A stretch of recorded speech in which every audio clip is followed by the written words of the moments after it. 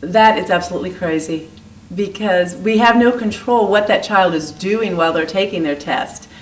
They could know it. You could have a child who is totally a brilliant child, could probably score exceptionally high on these tests. But if they're having a bad day, if they came in that morning from a tiff they had at home with their older brother or sister, they could just start marking whatever they want. And the fact that is going to reflect on either that child or me as a teacher is just crazy.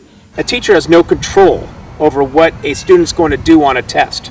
In fact, if they like you, and I'm kind of a tough teacher, I don't know why they like me, but they do, my students do as well as they can do. I know teachers that aren't as liked, and the students don't care. It's not a part of their grade. It's not a part of their future in their mind. So they just go through it like they're raking leaves in the backyard. I don't like being measured to one test. I don't see why, it's not good enough for my administrator to walk into my classroom and decide whether I'm doing my job or not. To use a state test as the end-all way to measure, or even to use it in any way to evaluate a teacher's effectiveness, pretty much negates the need for administrators. Why should we even have administrators if the student test is going to be such a big factor? We should just go ahead then and get rid of all of our administrators, use that money to buy more teachers or more curriculum or whatever the school needs, and then just base all of the effectiveness on the one standardized test. Well, as you can see, that doesn't make any sense at all. Children are human beings. There's a lot more to them than just one test. In the same way, so are teachers. There's a lot more to their effectiveness than looking at their students' tests. The result of that assessment can be used only if it was designed for the purpose for which it was intended. That is, if you have a multiple choice test, the state creates one because they want to find out what student progress is, then it's for students. If you want to use teachers and say, I want to evaluate teachers on this, no. All assessment laws say if you want an assessment for teachers, you have to create an assessment that's going to evaluate teachers, not evaluate students, because that is not the correct way of assessing what a teacher knows. You have to design something that a teacher would have to respond to, or you'd have to have an assessment built on that criteria. So the role of the assessment, the instrument itself that's used, is faulty, and because it's faulty, everything that follows is consequently faulty. Multiple choice tests? I'm like, really? This is something, I watched a student she came to me straight from Mexico. She had been in the U.S. schools in first grade, but she went home. Her mom had recently had a stroke. She herself, I think, probably had a learning disability.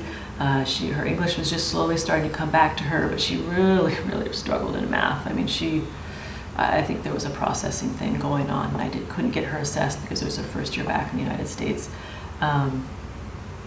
She scored advanced on her math scores.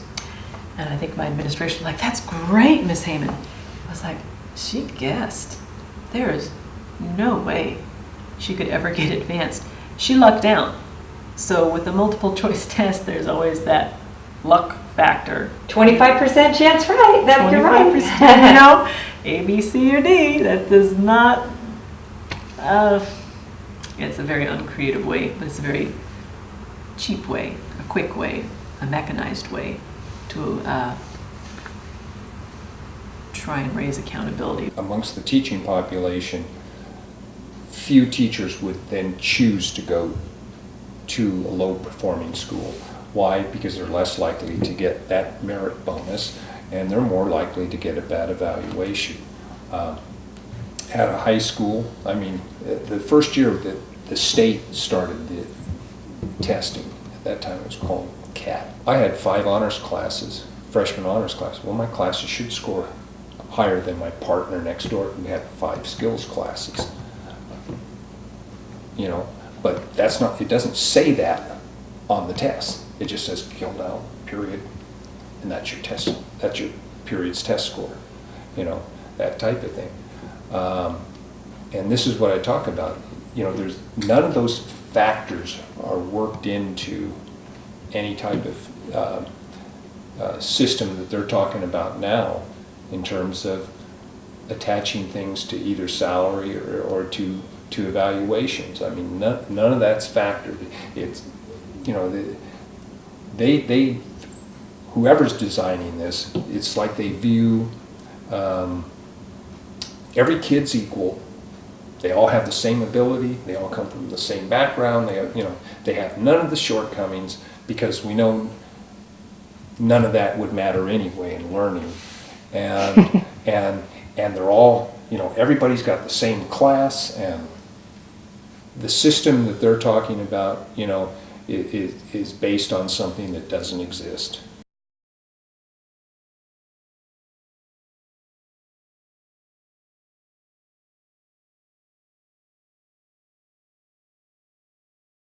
Would you have tried harder on those STAR tests, on those end of the year tests, if you had known it would affect your teachers' evaluations? Would it affect me? No, it would have affected your teachers' evaluations. Come on, your sweet, innocent teachers.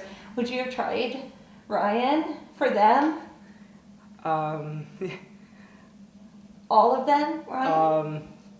Depends. What do you mean, depends? Teacher, I guess. I don't know. No, I guess. Yeah, I'd try. Yeah, I'm sure I would try. Yeah. Thank you, Ryan. For all those good teachers out there, I would try. Thank you. Do you guys have anything else to say? Maybe an apology to the teachers out there who tried so hard?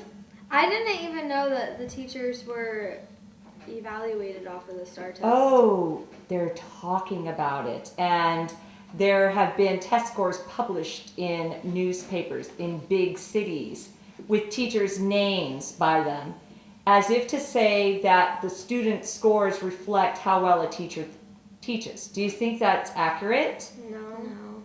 No, how? Why? You go.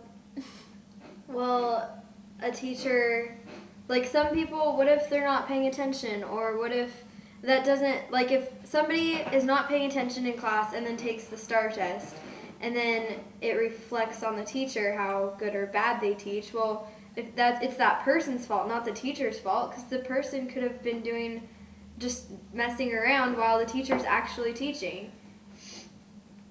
And Sarah? Same. Basically. It's the student's fault, not the teacher. Oh. The true tale of 2 teachers and 3 schools. Once upon a time, there were 3 schools. One of my friends and colleagues taught at the high-performing school on one side of town. My other colleague taught at a low-performing school on the other side of town. We were all brought together and hired when a new school opened in the middle of these 2 schools. This teacher traveled no more than 1 mile to her new job. This teacher traveled no more than 2 miles to get to her new job. At the end of the year, you won't believe what happened. This teacher had scores that went down, and she was so baffled because she hadn't changed anything in her pedagogy. She taught the same way, the same materials. This teacher didn't change anything in her pedagogy or the materials she taught, and yet, ta-da, her scores went up. She was ecstatic because suddenly she was going to be viewed by the state and administration as a competent, well-qualified teacher. This teacher, however, was a little concerned because she felt she was going to be viewed as a less qualified teacher.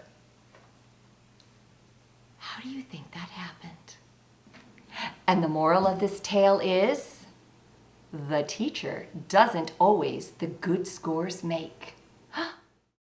These test scores do not really matter. I think, I hope our teachers will be proud of what we do. We take care of the human being. We help them grow. We do not take care of the test scores. I think that's what we need to focus on. It's not so much about who tests better, tests higher.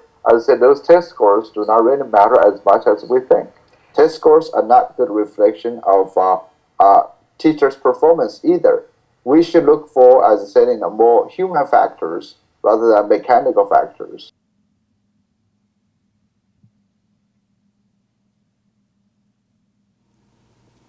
This is called the Christmas tree. Beautiful colors, don't you think? But the goal is green. We want green because that means proficient or advanced. Not that that really tells if a child actually knew the concept, because they can bubble and guess and cheat, so who knows? Since my students' overall performance was basic, does that mean I didn't teach this standard? Does that mean my pedagogy was wrong? Does that mean I didn't give enough homework, that I didn't pull enough small groups? No. This student here, mastery, 91.43%, or 91 and 4300%. This child came to me this way. I didn't do anything to motivate this child. I didn't do anything to increase their ability. All I did was give them the algorithms necessary to pass this particular test. And they were willing to accept that, and that is why they did so well. So, if I'm a state entity and I'm looking at this to evaluate a teacher, it says nothing.